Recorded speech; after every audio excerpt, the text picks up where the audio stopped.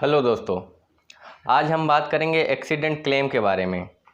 अगर किसी व्यक्ति का एक्सीडेंट हो जाता है, उसको चोट लग जाती है या उसकी डेथ हो जाती है, तो कैसे वो एक्सीडेंट क्लेम करें? उसके घर वाले या वो, अगर उसको चोट लग जाती है तो वो कैसे क्लेम करेगा? अगर उसकी डेथ हो जाती है तो उसके घर वाले कैसे क्लेम करें और कितना क्लेम करें, मतलब कितना मुआवजे का निर्धारण हो उसमें कि इतना मिलना चाहिए।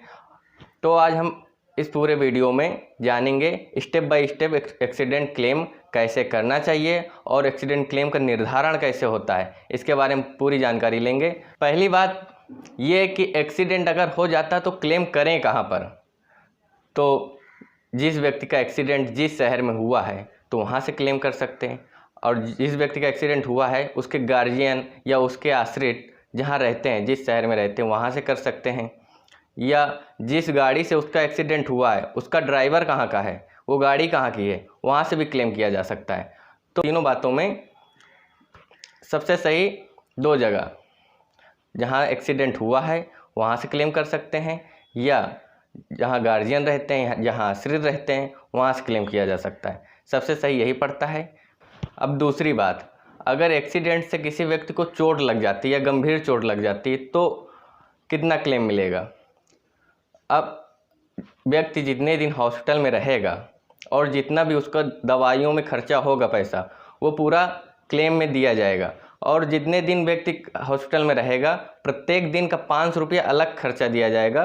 और जितनी भी चोटें होंगी, प्रति चोट गंभीर अगर चोट है तो 50,000 रुपया उसका दिया जाएगा, अगर व्यक्ति को जब चोट लगती, मौत ना हो तब। और तीसरी बात, जब एक्सीडेंट में किसी व्यक्ति की मौत हो जाए तब कितना मुआवजा होगा और कैसे निर्धारण होगा, इसके बारे में। जब मौत हो जाए किसी व्यक्ति की तो मुआवजे का निर्धारण कुछ इस प्रकार किया जाता है। पहला पहला नंबर कटौती। कटौती मतलब कि जो व्यक्ति मरा हुआ है, मतलब जिस व्यक्ति की मौत हुई है, उसकी सालाना इनकम कितनी थी और उसके घर में कितने लोग हैं, वो कितना खर्चा करता था महीना या साल का, वो पूरा मिला के उसकी सालाना इनकम में घटा दी जाती है। तो जो बचता है उस पर आगे का प्रोसेस किया जाता है। मतलब अगर मान लीजिए जिस व्यक्ति की मृत्यु हुई उसके घर में 2 लोग हैं, तो उसकी सालाना इनकम में 1/2 का माइनस हो जाएगा, 1/2 माइनस हो जाएगा।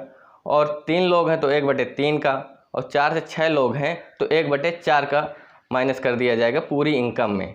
फिर जो राशि बचेगी उस राशि पे मुआवजा निर्धारित किया जाएगा। अब चौथी बात, कटौती करने के बाद जो राशि आती है उस पे जिस व्यक्ति की मौत हुई है उसके उम्र के हिसाब से उस राशि का गुना करेंगे। गुना कैसे करेंगे? मान लीजिए जिस व्यक्ति की मौत हुई है उसकी उम्र के हिसाब से उस बची हुई राशि में उसका गुना कर देंगे। मतलब मान लीजिए जो व्यक्ति मरा है उसकी उम्र थी 15 से 20 साल की, तो राशि का 18 गुना कर देंगे। और यदि उम्र उसकी थी 20 से 25 साल, तभी भी राशि का 18 गुना करेंगे। और 26 से 30 साल अगर होगी तो 17 गुना करेंगे। इसी प्रकार 31 से 35 साल की एज में अगर उसकी मौत हुई है तो 16 गुना करेंगे। और 36 से 40 साल की एज में मौत हुई तो 15 गुना करेंगे। और 41 से 45 साल की एज में मौत हुई है तो 14 गुना करेंगे। और 46 से 50 साल की एज में मौत हुई है तो 13 गुना करेंगे। और उसके बाद 50 से 51 से 55 में अगर मौत हो गई है तो 11 गुना करेंगे। और 56 से 60 में अगर मौत हुई है उसकी तो 9 गुना करेंगे। उसी राशि का गुना करेंगे। जो राशि कटौती करने के बाद बची थी इसी राशि का गुना करेंगे। एज के हिसाब से जितने गुना निर्धारित किया गया है उतने गुना उस राशि का गुना कर दिया जाता है। फिर आगे इसके बाद जिस व्यक्ति की मौत हुई थी वो भविष्य में कितना कमा सकता था, इसका निर्धारण करने के लिए जो गुना की हुई राशि आई थी, मतलब जो गुना किया गया भी, उसके बाद जो राशि प्राप्त हुई उस पर कुछ प्रतिशत जोड़ देंगे कि इतने प्रतिशत वो कमा सकता है भविष्य में। उसकी उम्र के हिसाब से प्रतिशत भी जोड़ेंगे, उम्र के हिसाब से गुना भी किया जाएगा। तो इसको इस तरह समझते हैं। मान लीजिए जिस व्यक्ति की मौत हुई है वो सरकारी जॉब या परमानेंट कोई अन्य जॉब करता था और उसकी उम्र 40 से कम है, तो उस जो गुना की हुई राशि है उस पर 50% जोड़ देंगे। और यदि 40 से 50 के बीच में है तो 30% जोड़ देंगे, और 50 से 60 के बीच में है तो 15% जोड़ देंगे। और वो याद रखना, यहाँ पे अगर वो परमानेंट जॉब में होगा तब, और उसकी उम्र के हिसाब से परसेंटेज जोड़ा जाएगा। अब मान लीजिए अगर कोई व्यक्ति परमानेंट जॉब में नहीं था, कोई अस्थायी काम करता था, कोई व्यवसाय करता था, बिजनेस करता था, तब कितना जोड़ा जाएगा? तब अगर उसकी 40 से कम एज होगी तो 40% जोड़ा जाएगा। 40 से 50 के बीच में अगर एज होगी तो 25% जोड़ा जाएगा, और 50 से 60 के बीच में 10% जोड़ा जाएगा। जो गुना की हुई राशि होगी उस पर ये प्रतिशत जुड़ेगा उसी राशि।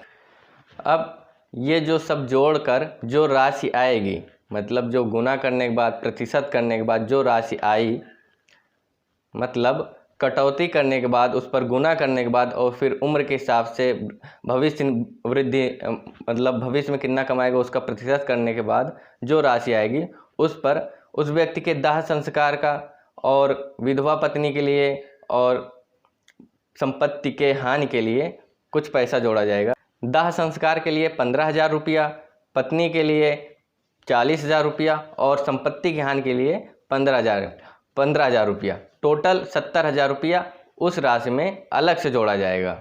फिर उसके बाद केस कितने दिनों से चल रहा था या कितने सालों में उसका निर्धारण हुआ, मतलब जजमेंट आया, इन दिनों का जो राशि बनी, मतलब जो राशि टोटल आई, उस पर बैंक के हिसाब से, अगर बैंक 8% का या 6-7 के जितने भी परसेंट का ब्याज है उस पर अलग लगेगा।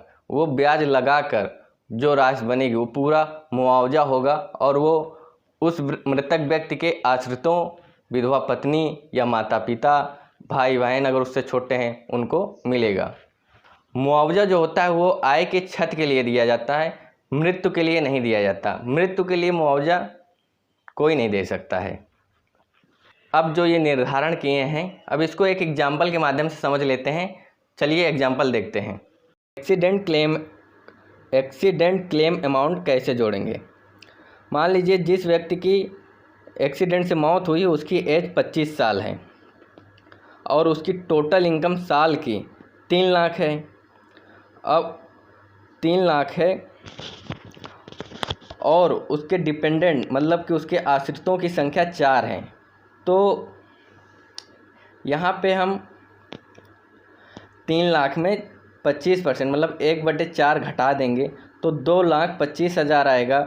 और 2,25,000 जो उसकी कुल बचत आय है, इस पे 25 साल की एज है तो 18 गुना करेंगे, मतलब कि उसकी अभी जो लिस्ट में बताए थे कि 20 से 25 साल में 18 गुना करते हैं, तो 20 से 25 साल की एज है इसकी, तो 18 गुना कर देंगे इस राशि का, तो 2,25,000 का 18 गुना करेंगे तो 40,50,000 आएगा।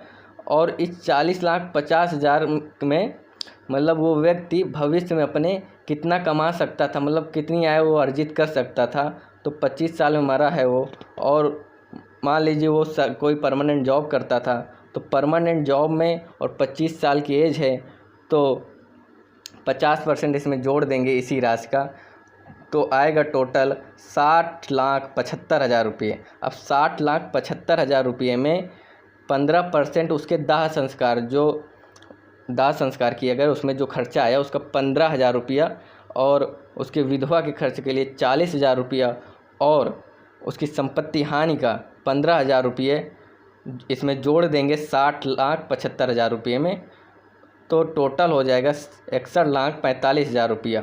और केस जितना भी चला, मतलब जितने दिन भी केस चला, और केस जितने दिन चला उसका 8% दिनों का या साल का जोड़ देंगे ब्याज, और टोटल उसका क्लेम अमाउंट हो जाएगा।